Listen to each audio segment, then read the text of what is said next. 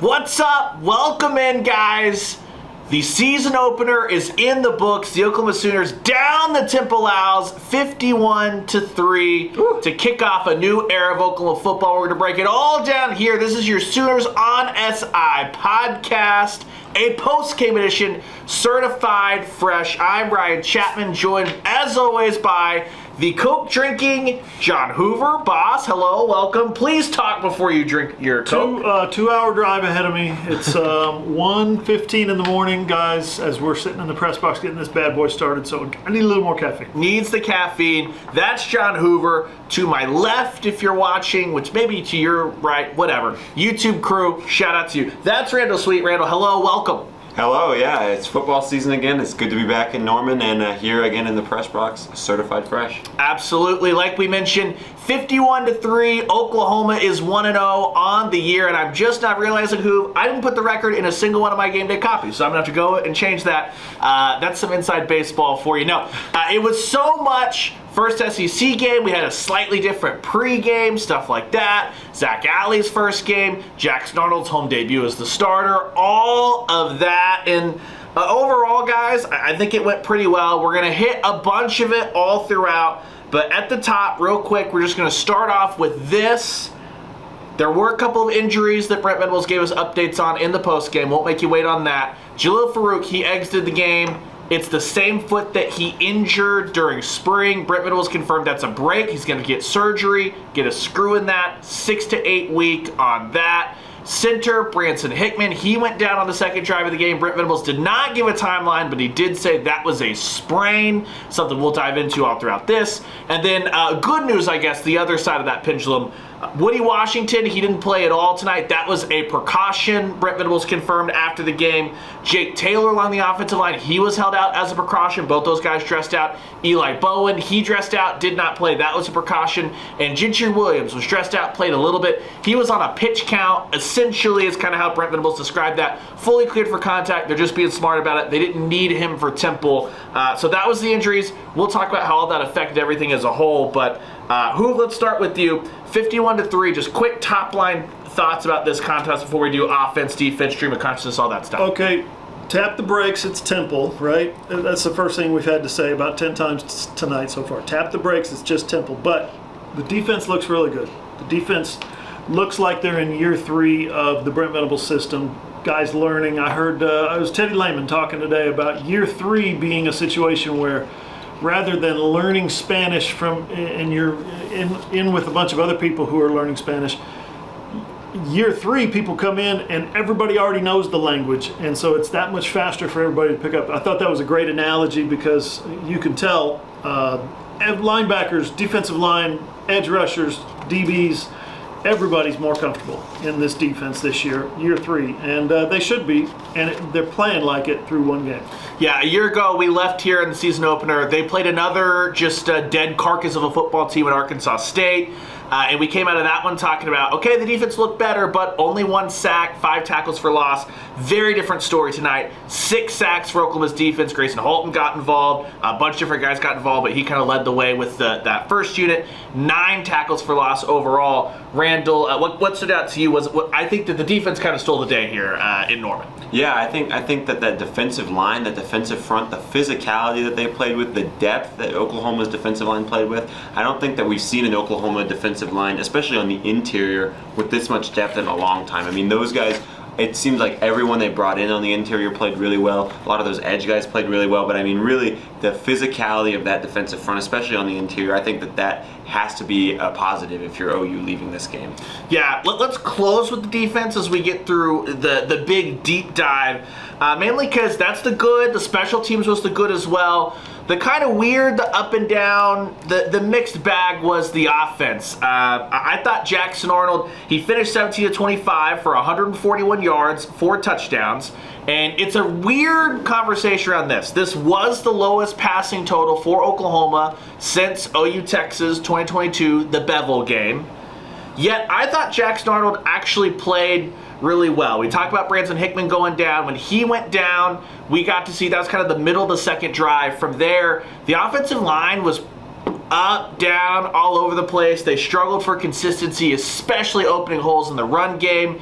There were a couple of moments where it felt like there was some pressure because guys got beat. Felt like a couple of moments where there was a little bit of pressure because Jackson Arnold left the pocket a smidge too early or drifted into that pressure. So that's stuff that they'll have to get sorted there. But otherwise, second play of the game, a 47-yard connection with Jalil Farouk. The first touchdown of the game was a really nice pass from Arnold where he feathered it kind of over the linebacker, gently into Bauer Sharp's hands. He hit Deion Burks for his other 3 touchdowns, a couple of those being really nice fades.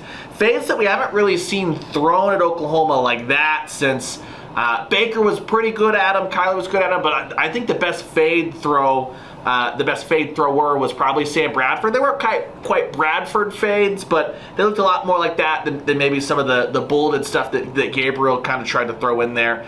Jackson Arnold also had a couple of pretty good connections when he got absolutely planted as well, and so I thought that was really, really positive, even though the numbers, I think if you watch the game versus you just look back at the box score, you probably would have had different reactions to how Jackson Arnold played tonight.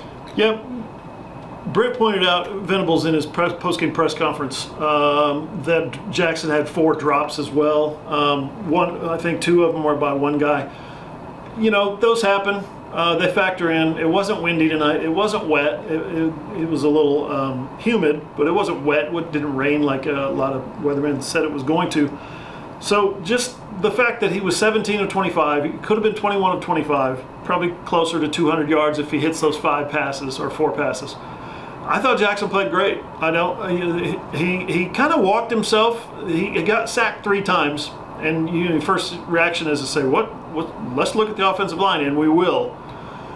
But I thought he walked into a sack one time, and I thought he kind of held onto the football a little bit too long, and thought, it was like he was playing a JV team or something. Like, I'll make that guy miss here in a second. And the guy brought him down, hit him pretty hard, took him down pretty hard, and it's like, oh. These guys have scholarships too. I thought he was just a little kind of careless in the pocket, not with the football. He took good care of the football, but just in terms of keeping his eyes down the field, maybe holding on a ball a little bit long. That's the only knock I would put on Jackson tonight. Just a little grippy with the football. Probably could have gotten out of the pocket a couple of times and made something happen, but he was trying to stay in and make something happen in the pocket as a thrower. Yeah, I also wonder if he was just trying to do a little bit of limitation as far as I wonder if Seth Luttrell got in his ears and was like, hey man, you don't need to take a bunch of hits against Temple. It's a long season. Randall, you were on the field. How did Arnold look for you? I think that the confidence that he displayed, who you mentioned, it seemed like at times he thought that he was playing a JV team. Well, obviously you don't want the carelessness. You don't necessarily want them to overlook an opponent. The confidence is a good sign, and I think the way that the ball looked coming off of Jackson Arnold's hand, the touch that you saw on some of those passes, like you mentioned, feathering the ball over the linebacker, the pass that the fade ball into the corner of the end zone to Deion Burks. I mean, the touch on that pass was beautiful. Even that first throw, the 47-yarder to Jalil Farouk, great touch on that pass. The ball that was dropped in the end zone, again, great touch there. So not only the arm strength that Jackson Arnold displayed, but really the touch on the ball. And again, you can see him on the sideline. He's really excited. He's running over there. Him and Deion Burks are hugging on the sideline. It seems like that relationship's going really well. He seems really confident. And that's what you want from your quarterback. And again, I mentioned, before the game, whenever we were doing some of our analysis earlier in the week, that I really just wanted to see Jackson Arnold make the right decisions. And I think that with the football, you saw him make a lot of the right decisions tonight, especially whenever he was throwing the ball. Yeah, it was. If he was late recognizing something, he didn't put that ball in the air, which is what ran him into trouble those first 2 interceptions against Arizona, right? He didn't have any moments where he didn't just see anybody drop into coverage. That was his 3rd interception against Arizona, right? So eliminated all that. That was all the good. Britt Venables did say after the game that he did feel there were some incorrect reads on some of the RPO stuff, a couple where Jackson went through the air with it, that he should have handed it off. That may have hampered the running game. So that was one side of it for Britt Venables. The other side, he was actually really candid post-game of just, it was a very vanilla game plan, a la Deion Burks was not sent to get behind the defense a ton, and that was by design, whether they're saving that for Houston or Tulane or they're saving it for Tennessee, guys. Let's be honest. They're saving it for Tennessee. So part of that, Brent Venables talked about, whether it be the passing game or the rushing game, was just how vanilla intentionally that they were. Specifically for Temple. Yeah, for Temple. And Brent Venables did basically say no one's beating their chest. He was kind to Temple, but he without saying it, he's like, let's be honest. No, everyone understood what this game was. Get in, get out. Didn't need it for that, which leads us to the running game. Let's start with the running backs first, guys. Okay. For me, this was an incomplete. We're going to talk about the offense line in front of them. I think that was a big part of it. And also, none of these guys were afforded the chance to get into a rhythm, whether it be the offensive line in front of them or the fact that a ton of rotation. Taylor Tatum, he had 4 carries. Sam Franklin got 4 carries. Barnes got 5. Sawchuk got 6. Burks got a couple. Arnold carried the ball the most. No one really got any chance to get into rhythm, though I did think that Taylor Tatum looked smooth the limited time that we saw him. Javonte Barnes physically looked decisive and explosive, like his old self, though it wasn't exactly what we saw his freshman year. I thought Sawchuk got the worst of the offensive line in front of him. It felt like every time he was handed the football, nothing was open there. So kind of it was tough to really have any kind of judgment other than I like seeing a bunch of the two-back sets so they could utilize those guys, especially knowing this wide receiver room is going to be a little bit more slim. Need those tight ends, need those running backs to be playmakers. Gavin Sawchuk got the ball a couple of times on 4th and 1 when everybody knew that there was going to be a pile play, a dive up the middle, and he got taken down once for 5 yards, I think, one for 2 yards. But you're right, he didn't have any of those eye-popping runs, and that's the thing that Taylor Tatum did 2 times tonight.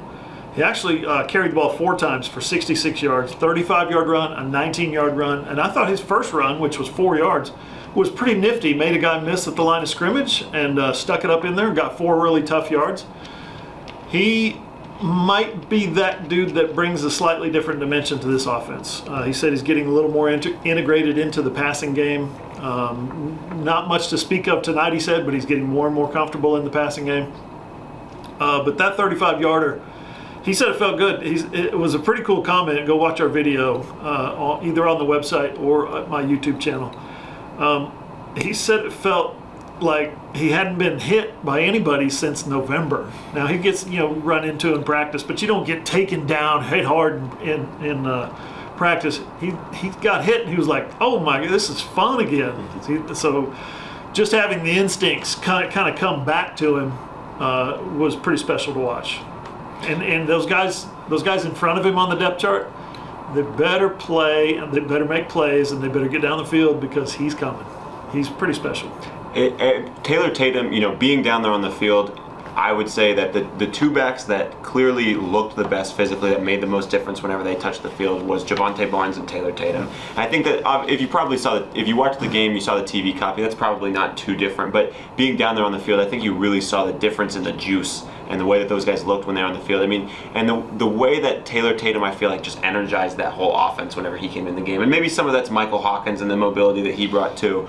But I think that we've seen it before with Oklahoma freshman running backs. A guy like a Trey Sermon who is able to have a strong start to the year, and as Oklahoma learns that they can trust him throughout his freshman year, they lean on him more and more. And Trey Sermon was maybe not the featured back at Oklahoma as a true freshman, but he did get a good bulk of carries, and I think that it wouldn't be surprising to see Taylor Tatum get more and more carries as the year goes on, because he's only going to get better and better. That's a guy who just got to Norman this summer. Yep. For him to already be able to look this good in the offense, look this seamless of a transition, I think that you're just going to see that improve and increase as the season goes on. I think that he's definitely the guy that would make you most excited in the running back room after tonight. But again, it is Temple. Yeah, well, and I think too, the actual most encouraging thing for me is I think the least explosive guy tonight was Gavin Sawchuk, and I thought that was because of the hand he was dealt with the offensive line.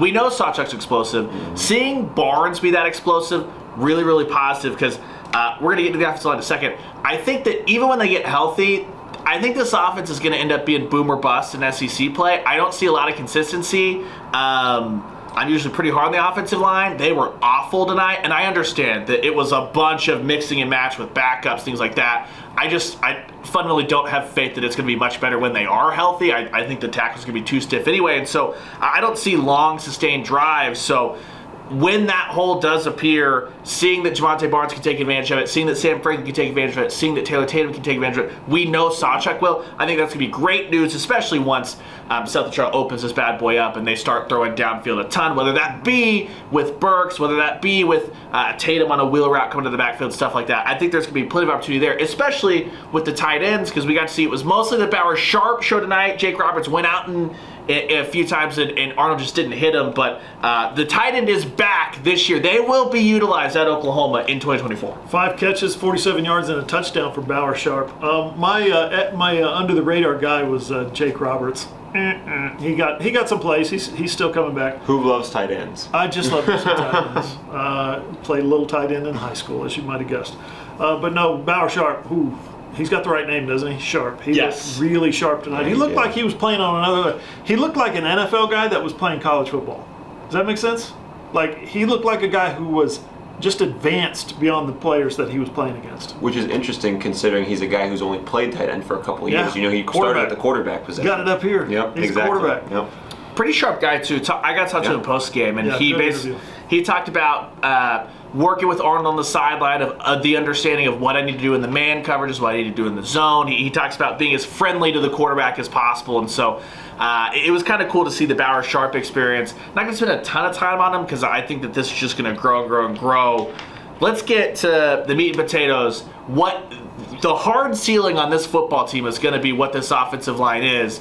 Hoover and I got to see it from upstairs. Randall, what did it look like on the field? Because again, let me just set the table. Here was your starters. It was left tackle was Sexton.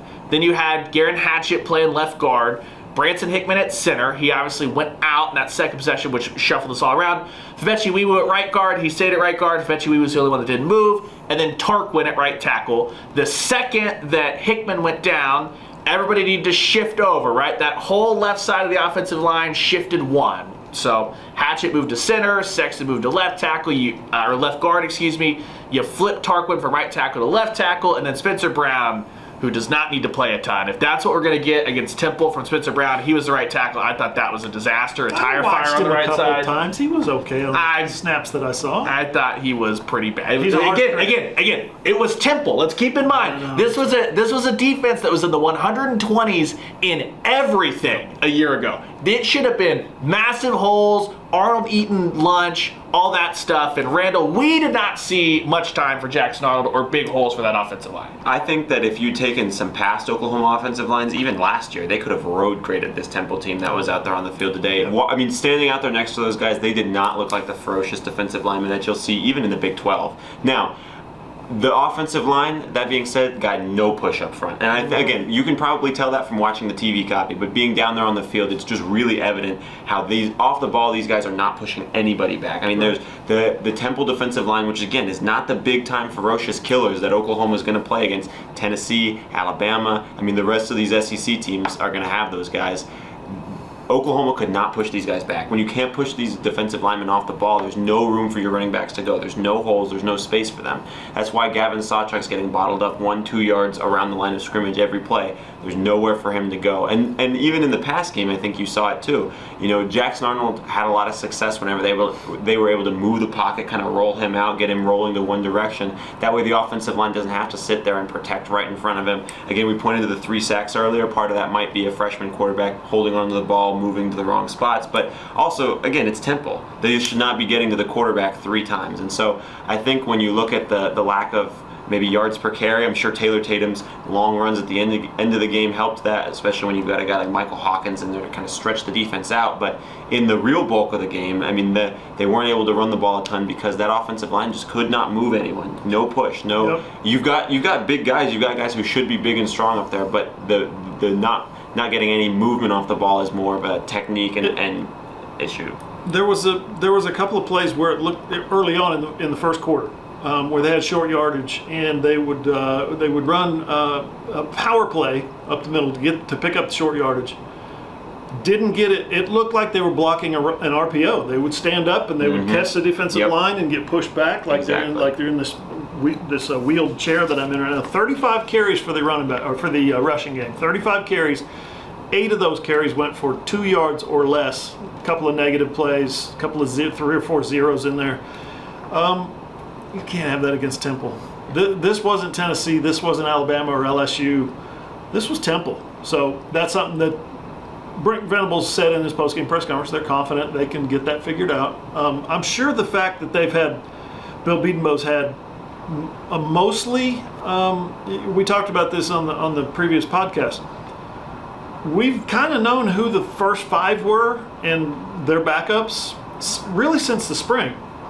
And when the depth chart came out this week, there was no surprise. But I get the sense that Bill Bedenbaugh's just kind of been shuffling guys and plugging here and there, and you try this one and you try that one, and then the game comes along, and that's exactly what has to happen. You got different guys playing in different slots, and there's just no chemistry. Well, I don't know if Ryan mentioned it, but not Michael Tarquin, Jake Taylor was listed as the starter. When the starting offensive line was announced, Jake Taylor was listed as the starter. Sexton's the other starting tackle. Yeah. But with Taylor not able. Tarquin's the starting tackle. Right, Sexton's a guard. Yeah. Well, yeah. On the listed depth chart. Big picture considered. They're missing their right tackle. Their center got hurt, and their top, arguably most productive wide receiver got hurt on the second play of the game, or after the second play of the game, with a 47-yard catch. And they're missing Nick Anderson. Jaden Gibson obviously didn't go through much training camp, but that's a guy. Think of what this team would look like if those guys were all healthy. They're missing a bunch right now, and it's really kind of weird. We talked about briefly with Woody Washington and Gentry Williams and those guys on defense, Eli Bowen. Guys who are in the 2 deep, guys who were 3 or 4 year starters for some of them, and they're like, don't worry about it. We'll cruise through this game 51-3. We don't need those guys. I thought that was I don't think we've seen that approach before necessarily. The difference between a good unit and one that's struggling, though, the defense had a number of those guys that was, hey, Woody Washington, you can sit in the bubble wrap. The defense dominated. The offensive line went 0 for 11, on their first 11 third downs. They got the last one, which was the Taylor Tatum touchdown. They were 3 for 3 on fourth down. That was a lot of Jackson Arnold, little QB power, which you don't want to have to pull that out against Temple. Nope. They are banged up. That's absolutely true up front. But here's the issue, right? Now, Branson Hickman, Brent Venables said that was an ankle sprain. Okay, what ankle sprain do you know, Hoover, that's just going to be magically perfect in 2 weeks? Even if he can play, it's not going to be something that he's rolling at 100%. Linemen don't get hurt. Yeah, we know that Jake Taylor's made out of iron. Yeah, we know that Jake Taylor's missed time. That's why I asked Brent Venables on Monday, how do you balance developing that depth while also needing to build that chemistry? And I think that's why you saw it wasn't until deep into the third quarter that Logan Howland came in at left tackle for Michael Tarquin. That was really the only rotation, send the backups in deep. This offensive line is not going to have time to build chemistry, and their first test out here, not good. It did not look good. It did not look SEC ready. Yeah. And that group, whether Bill Bedenbaugh can figure it out, whether they get healthy, all of that matters. That group will be the hard ceiling on whatever this team is, because they're not going to be able to. The defense, as good as it's going to be, is going to have to be elite if that unit can't get healthy. Because we saw what it looks like if you have one injury, and it looked bad. I was going to say it feels like Oklahoma's offensive line will have to be healthy for them to possibly have a really good unit. Because we saw today when you're missing Jake Taylor and you're missing Branson Hickman, you've got to slide Hatchett into play center. You've got to put Spencer Brown in that starting five. Hatchett, who wasn't listed as a center, right, in the top 3. Right, he was not among the top 3 centers on the 2 deep. Right, and again, of course, Troy Everett, your other center, is also hurt, and so to have a chance at this offensive line being competent in the SEC, you need Jake Taylor to be healthy. You need your best 5 out there to play. And like you mentioned, it's not like these guys are even getting those reps in practice because of how much they've been hurt. So I think that the next 2 weeks, I think Brent Venables said Jake Taylor will be back next week. That'll be huge for the Sooners. It'll be interesting to see if they can get those two some Taylor and Hickman back in the lineup some reps with that starting unit before SEC rolls around. What the heck is a center doing with ankles anyway? Centers don't have ankles; they have cankles that go straight down. Not allowed. How does a center sprain his ankle? Not allowed. His ankles are like this big around. It was taped up pretty good too. Yeah, so it was. We'll obviously be talking a ton about the offensive line on our midweek pod, which you can find Thursday, as well as a bunch of the stories, OklahomaSoonersOnSI.com, or if you're looking for the pods, anywhere you find your podcast, John Hoover Media on YouTube. We'll have that there. Health will dictate a lot, so let's flip over to the defense. It didn't matter what. Go wide receivers. Well, the wide receivers, they are dead. They're adrift in the ocean. I got one quick take on the receivers. Deion Burks, 3 touchdowns on 6 catches. His longest catch was 14 yards. He averaged 6 yards per catch. Deion Burks, right? Yeah. Ryan mentioned they're not going to go deep against Temple. Yeah. Brendan Thompson, 4 catches for 15 yards, 3.8 yard average. His longest catch was 6 yards. They got some weapons, and they chose not to use them tonight. And the one time that Oklahoma really did, the 2 times that Oklahoma really looked to take those shots down the field, J.J. Hester dropped a Jackson Arnold pass that was in his arms, should have been a touchdown, and Brendan Thompson couldn't quite work back to the ball, was fighting with a defensive back. Good coverage there. Yeah. Devon Carrion got some run tonight. Yeah, he after J.J. Hester dropped 2 passes. So that's a true freshman from Odessa. Yeah, you've got 6 to 8 weeks without Jalil Farouk, whole season without Jaden Gibson. I think that's pretty optimistic, by the way. Yeah, Foot surgery with a screw in your bone off of something that you hurt in the spring and you've been limping on all off season. It's going to be healthy in 6 weeks.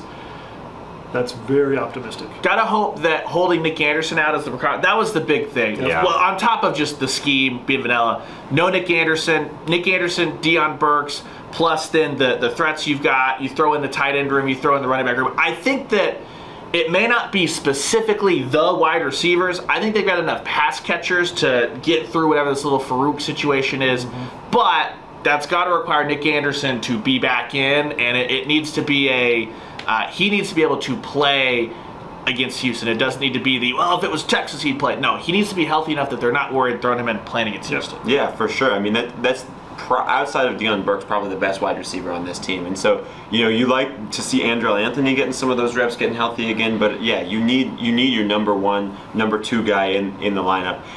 What was really curious to me was I didn't really notice much from Jaquez Petaway today. Mm-hmm. Feels like he would be a guy who, especially with the injuries to Jalil Farouk, Jaden Gibson, get a lot more run in this Oklahoma lineup, especially now with the Farouk injury. But we saw a lot more Zion Raggins than we did of Jaquez Petaway. At least that's what I noticed. So that's really interesting to me. I'll be interested to track that going forward.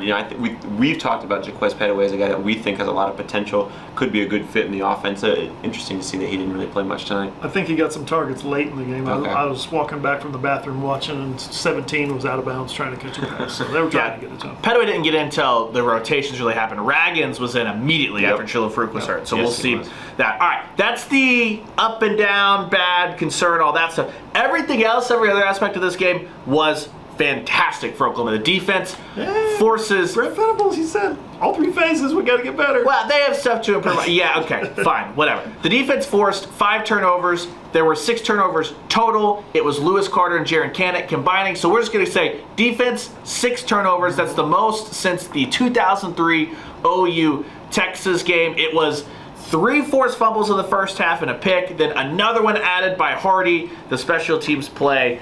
It was everything you wanted. Sure tackling outside of maybe, there were 1 or 2 moments. I thought that the Temple field goal pretty much was set up by the fact that Kobe McKenzie on a wheel route, he just got caught in some trash as far as having to mow through some wide receivers to get out there. It was compounded by Robert Spears-Jennings giving up a late hit on the sideline. So that was about a 15, 20-yard gain, compounded with another 15-yard gain. And even then, that was the worst drive for Oklahoma's defense, and it was the OU defense of last year where they gave up yards between the 20s on that drive specifically.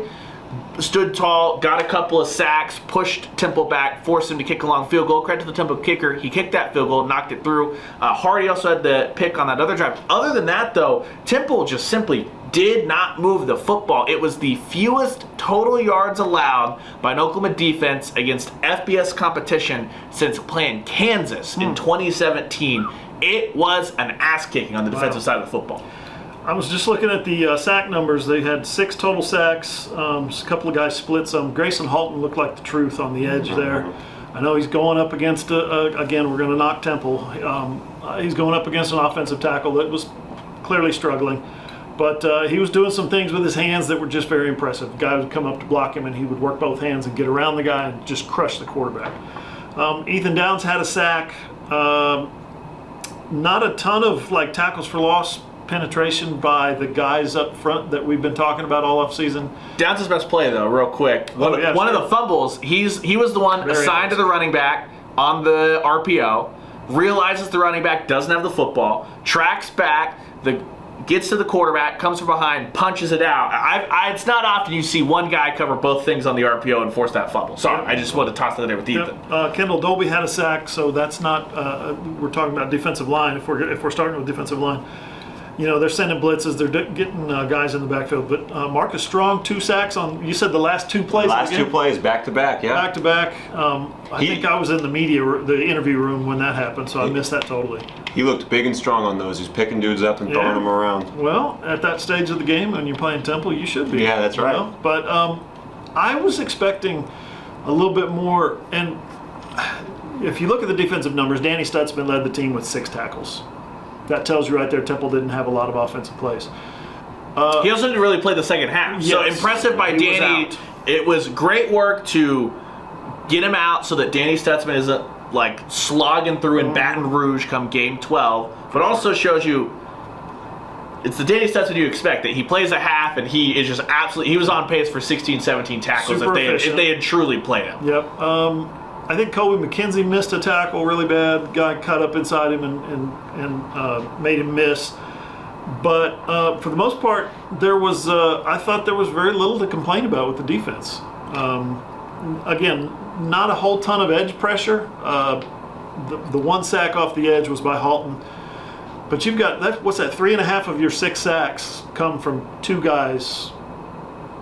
I think you'd want more. I don't know. I'm always wanting more, so it's hard for me to complain. Well, I think part of it, too, is this was as basic as a Brent Venables defense gets. It was a very basic game plan. Yeah, same thing, again, talking about Arkansas State last year. That was a vanilla game plan that yielded 1 sack. This is a vanilla game plan that yielded 6 sacks, which is a big difference. And I thought Randall, too, there weren't many instances where guys were running free. Brent Venables did note that on the Jaden Hardy pick, there was a guy running free. It didn't really matter. But I think one of the things they really needed to shore up was some of the zone coverage last year. I thought when the linebackers dropped back and handed that off to the boundary, that's when they'd kind of get carved up in between the 20s, and then it's easier to play a little bit of zone when the field shrinks. I think that kind of played into that. I didn't see a lot of that tonight, Randall. It was suffocating. I think Temple ended up with 62 total yards in the first half. It's Temple. I get it. That's what you should do against Temple. Yeah. If you're trying to be a really, really good defense. Yeah, absolutely. I mean, I think you did not see a lot of those miscommunications on the back end, or like you mentioned, when the linebackers handing a guy off to the receiver. Now, again, Temple's quarterback is not the most high-level, decision maker you'll see. So even if there were a few of those miscommunications, he's not the guy who's going to dice you up. But he's still a Division I quarterback. Those guys will find the guys when they're open. And there wasn't a lot of times today where, again, his stat line's not going to look very good, and that's partially because Oklahoma did a really good job of not giving him anywhere to go with the ball. They were good in coverage, and I think I mentioned it in our post-game stand-up. Oklahoma rallied to the ball when there's a ball carrier. When a guy's running through the line of scrimmage, they've got 4 or 5 guys there. Even if it's not behind the line of scrimmage, if it's 1-2 yards upfield, they're rallying. They've got multiple defensive linemen, linebackers there. I mean, Jaden Jackson ran out and made a tackle on a screen tackled a wide receiver on a screen pass tonight. So I think the way that the defense is hustling and moving to the ball is a really good sign in itself. And of course, sure, it's Temple, but the effort and kind of the mental aspect of those things, that still remains regardless of who you're playing. Between Jaden Jackson, Dominic Williams, and Deshaun Terry, I know it's Temple. I get it. Those guys looked really, really good. Yeah, they did not get moved at all. No. They camped out in the backfield when it came to defending the run. And then we got to see something that was pretty fun. The pass rushing, when they got into 3rd and long, there were a couple of times that the 4-man front that was thrown out there was R. Mason Thomas and PJ Adebawore on the edge, probably your 2 twitchiest guys on the edge, not named Daniel Okoye, true freshman, the 2 twitchiest guys that actually know the defense. Yeah. Then on the interior, you had Grayson Halton, who Brent Venables has continued to say is one of their most gifted pass rushing off the interior, and David Stone, who didn't get a ton of snaps but was disruptive. Halton was the beneficiary as far as the sacks in those situations, but that's a pretty fun idea when you're talking about that all year long. That could be 4 guys that are getting after the quarterback on 3rd and longs. And that's not even to say, Hoove, when Brent Venables and Zach Allen decide to actually dial up some linebackers, stuff like that. We didn't see a whole lot of that, and I thought linebackers dialing it up, though. There were a couple of times that Samuel Masigo and Kendall Dolby got the green light to get after it in the backfield, and they looked fun. Well, you mentioned Mason Thomas and PJ. On the first time we saw that NASCAR package, I don't know what it's called, but that's a good name for it. They get wide of both tackles, right? They get wide out there to the edge, playing the 9 technique, and when at the snap of the ball, 2 linebackers step up, and both defensive ends drop back in a zone blitz, zone dog. I'm not sure what Brent calls it, but I thought that was tricky. It's like, oh God, these 2 twitchy dudes are coming after me, and all of a sudden, wait a minute, where'd they go? And you got 2 guys coming up the middle. That's we'll have to ask Brent or Zach about that at some point. Where that kind of is that like window dressing for the future, where you're just trying to confuse the coming opponent, or were you really trying to get after that particular quarterback? I think that, when you've got a guy like Danny Stutzman too, I mean, he's a really good blitzer from the linebacker position, so he adds another element of that, and you're not going to want to show, that or get too exotic with some of those Danny Stutzman blitzes, but I think that, when you get into SEC play, he's a guy who will factor into that pass rush too, because obviously not every play he's going to be attacking the quarterback, but off the edge as a delayed blitzer, he's shown throughout his career that he can take on blocks, he can get back into the backfield and disrupt the quarterback. Thought Danny looked good. Yep. Thought Kip Lewis looked good. Yep. You mentioned the 1 or 2 Kobe McKenzie moments, but he also had a couple where he was in the backfield being disruptive. He's a hitter. He hits people hard. Thought Jaron Kanik looked good. Lewis Carter looked good. Just great job from the linebackers. Yep. Great job from Billy Bowman, Robert Spears-Jennings, and Peyton Bowen on the back end. 10 out of 10, no notes. Here's what I want to talk about. When is the last time that we could talk about an Oklahoma cornerback group that, remember last year, Gentry Williams couldn't finish a game, it felt like, because poor guy got bounced around, all that stuff. Today it was intentional. It was not they were worried about him. They were just keeping a pitch count on him. Woody Washington was held out of this game. When's the last time that you could have no Woody Washington, no long run from Gentry Williams, and it went totally unnoticed? Des Malone, excellent job. Kenai Walker, excellent job. Jacoby Johnson, excellent job. That was the 5 wide at corner. It's Temple. I get it. Everybody drink. That felt for real, though, that you didn't even notice other than going, hey, that's Woody Washington played. You weren't noticing that because bad things were happening in the secondary. Yeah. Des Malone and Kenai Walker both looked really aggressive and confident, certain with what they were doing. They knew their assignments. And just in terms of coverage, okay, so like first quarter, I'm trying to kind of replay and recall in my head. First quarter, the quarterback would drop back, Brock. He would drop back and maybe step out of the pocket, step away from pressure. And that's where last year broke down. OU's pass defense was 120-something in the country. And a lot of their reason is there was not a ton of pressure coming up front, and so quarterbacks would get out of the pocket and the DBs would be completely lost, and you'd see him float a ball out there. Tonight, quarterback stepped out of the pocket, floated a ball, and there was a DB stuck to the receiver every time. Most times he missed his receiver or he was just throwing it away. But this tonight, guys were not open. It was a couple of times that a guy would break open and he missed him. But yeah, for the most part, that was impressive. Just the simple fact that when they were locked in man coverage or when they were dropped in a zone, they were on their man. They were in the zone. They were where they were supposed to be. There wasn't any busts. That was impressive. Gold stars all around. Yep. Game ball to Zach Galli. He exists. We got to talk to him. I would encourage you. Got a great stash. Us regurgitating what Zach Galli said on this podcast won't do it justice. Nope. He was truly fantastic. Yeah, so go to OklahomaSooners.si.com if you want to watch that video that way, or go to, if you're a YouTuber, go to Hoover's page, John Hoover Media. Just watch it. I would suggest. What was it? 10 minutes, 15 minutes. It's not going to take a ton of your day. Yep. I think you'll enjoy that. Here's a plus. Michael Boganowski didn't kill anybody tonight. That's true. I did want to point out he made a really nice play. It'll get overshadowed because it was a 3rd and 1, but they ran to his side and he recognized and read and reacted to the play so quickly. Yeah. He ran up, made the tackle. It was about a 1-2 yard gain, so they got the first down. But it was a really, really nice play, especially from a freshman defensive back to read and react that quickly. He's going to be really good. Who on this defense? I'll throw this to you guys real quick. Give me a young player, not an older guy that's finished his career, but a young player who's just at the beginning. Who looks like a first-round draft pick to you? How many? Uh, Potential. I mean, there's some twitchiness. Yeah, I was gonna say David. I was And really, Boganowski, I was to me. really impressed with David Stone. And maybe some of those redshirt sophomore linebackers, Like a couple Kip of those Lewis. guys. I was thinking Kobe McKenzie, Kobe. but he hit that ball carrier tonight to help force that fumble. Kobe? Yeah. Yeah. Oh, I'm telling you, he is one of him and Boganowski are probably the two hardest hitters on the team. Brent says he's got concrete in his helmet. I named him Concrete Kobe today. I really like, maybe not, I don't know if tonight's was a sexy first repetition. I just love everything that Jaden Jackson did. It felt Yeah, like he he was didn't awesome. he didn't put a foot wrong Yeah. for a true freshman coming out there. He's strong too. I saw him hit. I was just watching through the binoculars, and I saw him hit a guy, and they were bumping into each other, and he leaned in and shoved him, and the guy steps about six yards back, like he just got run over by a truck or an elephant or something. He's very strong, and he's a freshman, 18 years old. He's strong as an ox.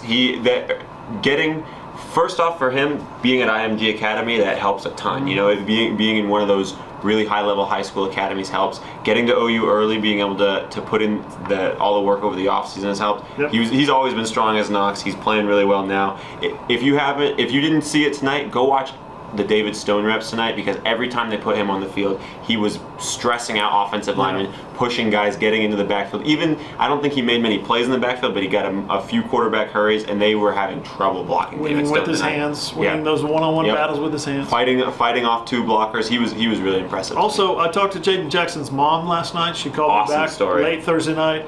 So go read that. Go back to the website, Oklahoma Sooners on SI.com. Look for the Jaden Jackson story. Click on football. Scroll down if you have to. It's down a bit now on game day, but Or just- great to talk to her. Amazing storyteller, and some of the things that kid went through. Holy cow!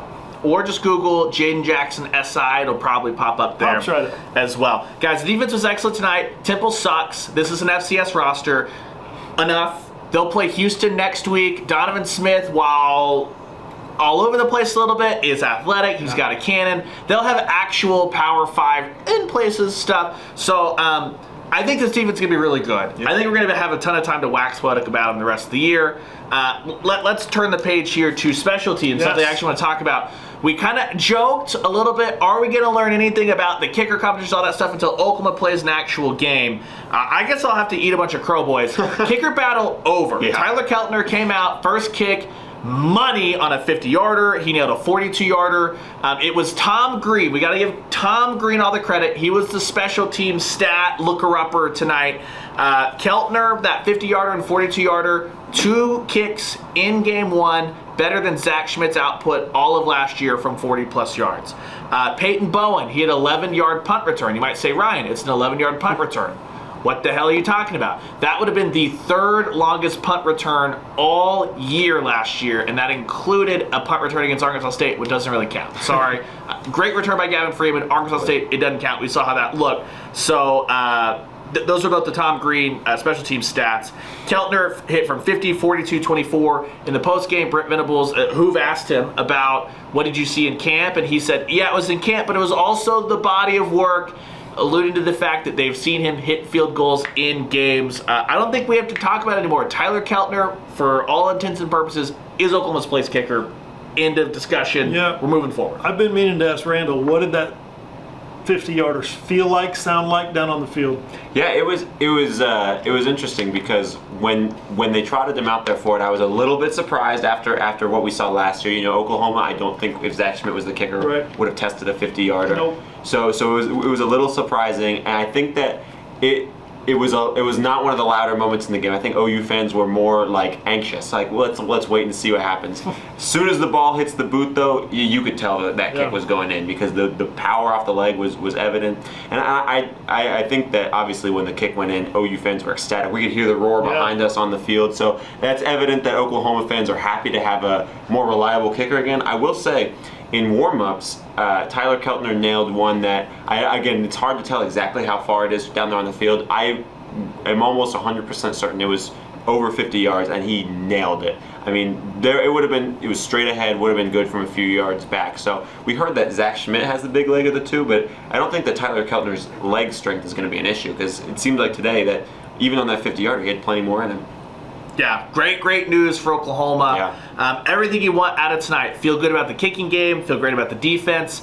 We covered the offense pretty well, I think, as far Special as teams the touchdown. hiccups. You got the special teams touchdown. Jaron Kanek It was with the gift. Lewis Carter with the punch, Jaron Kanek with the scoop and the score, and Danny Stutzman almost speared him edge style. He came all the way from the sideline. He was getting after it. Danny didn't have his helmet on. Kanek was almost flying over. Watch my interview with Kanek. He describes that play, and he said Danny said he kicked him in the face or something like that. Something like that. So Those guys are insane. If you are keeping notes at home, Danny Stutzman tried to murder Jaron Kanek on the field. The defense almost concussed their defensive coordinator off the field. In the locker room is Zach Alley. He said that Bauer Sharp caught him. He's like, what a guy, Bauer Sharp. Always the coach, Zach Alley, commending Bauer Sharp on his safety procedures in a crowd surf, I guess, basically. I mean, he can coach you into anything. They gave him a game ball, and then all the players grabbed him and lifted him, and he's like, put me down, and they just raised him up. But before we get too off of special teams, I want to make one note. Brent Venables said that he was happy with the way that Zach Schmidt served as, what is that, the Kickoff guy? specialist? Yeah. So I don't think that Zach Schmidt's completely out of our lives. It seems like he's going to stick around as the kickoff specialist. I don't really know how to analyze that, but Brent Venables seemed happy with what he did. 70% touchback rate. 10 kickoffs, 7 touchbacks. That'll do. Yeah. That'll do. The coverage was good on those other 3. So before we put a bow on Temple and kind of get into what the schedule's going to be, anything else that stood out from tonight? Again, it was Temple. It was everything you'd want, even How was with Seth Luttrell? You watched Seth Luttrell. How was he? Seth was exactly the guy that you'd expect. He was I mean, I don't think that he was up in the box for the game, wasn't he? Wasn't he calling from up here? So just the press conference. Yeah. Oh, the press conference. Sorry, I was going to say I didn't really see him much down on the field. Press conference, he was great. He seemed pretty happy just to be back at Oklahoma, which, I mean, he kind of echoed when we talked to him in the Alamo Bowl, but it seems now it's a little more official of a feeling because it's, his first game is the full season. Moving forward, it's his actual offense now. And I think that he also seems pretty optimistic that the issues that Oklahoma had, they can move forward. Of course, he acknowledged that nothing was perfect, but I think he seemed happy with where Oklahoma was at. Intentionally vanilla, which is probably the name of the game against a squad like Temple. Exactly. Everything you'd want, like we said, those 6 turnovers, the most since the 2003 Texas game, most in a opener since 2000 against UTEP. That was a 7 takeaway game. Deion Burks. Championship in 2000. Yeah, I was about to say, we got to throw all the 2000 stats out there. Deion Burks set an Oklahoma record for touchdowns in an opener, not by a transfer, but just straight up with the 3 there. Non-quarterback division, obviously. So good news all around there. We turn the page to Houston, an actual football team. I think we'll learn a little bit more. I think it'll still be pretty basic, but not necessarily vanilla. I don't know how we put this spectrum of the things wide open. That's going to be obviously the Tennessee, this Temple game plan. I think that you'll see them open up a little bit more because they do have to figure stuff out about that offensive line. We'll preview all of that on the Sooners on SI podcast on Thursday, obviously, Thursday morning when that comes out. But as far as when to head to OklahomaSooners.si.com, all the time. Obviously, we've got every bit of content from tonight's game, all those interviews. We've already got scheduled 5 different stories that are going to drop for you on Saturday as your kickback watching your college football. We've got same slate, minimum 5 stories coming for you on Sunday. Who's writing about Zach Alley? I'm writing about Deion Burks. Across the weekend, we'll have some Bauer Sharp action. We'll have some Seth Luttrell, Jackson Arnold. How did Jacksonville that went? All of that Keltner. And so much more. Keltner, yes, the kicking game. Oklahoma Sooners on SI.com. On Monday night, we're going to be talking to the players. That's when player interviews will be this week, so make sure Monday night you're always looking for that stuff. Tuesday, obviously, we'll have the Brent Venables press conference. That'll get rolling on Tuesday, so all your press conference content and all that magical stuff, Oklahoma Sooners on SI.com. Then the podcast, John Hoover Media, that's the YouTube channel. That'll be up Thursday morning as well as the audio feed on Thursday. We'll get back here 8 days, but it's actually 7 days because it's 2 in the morning from now as Oklahoma takes on Houston. Another night kick, throwback night as far as the jerseys go. But otherwise, anything else, gentlemen, before we wrap this bad boy up as Oklahoma moves on 1-0 into Houston week? My only thing is that I think that Oklahoma has some young players to be really excited about. And the schooner looks badass. Yeah, with the schooner does look cool, yeah. LED schooner. It turns out we know who made that suggestion as well, so shout out to her. That was her suggestion? Oh, yeah. Wow. It worked Wow, out. that's Worked cool. out. So she was forgetting about that. Anyway, whatever. Shout out to the girlfriend. 2 thumbs up. So that'll do it, though. 51-3, Don't forget- Oklahoma. You may have just missed our 75% off sale. Because all of our content is free. It's all free all the free, time. It all the always time. has been. 51-3, Oklahoma 1-0. They're ranked 16th right now. They're going to slide up. Florida State's going to drop. Not that actually matters, but everything you want there. Tons of offensive line questions. We'll be asking those during the week. We'll get more information on that as Oklahoma plays a game next Saturday. But as always, we've got all the content, OklahomaSooners.si.com. For John Hoover, for Randall Sweet, I'm Ryan Chapman. We'll talk to you guys on Thursday here on the podcast.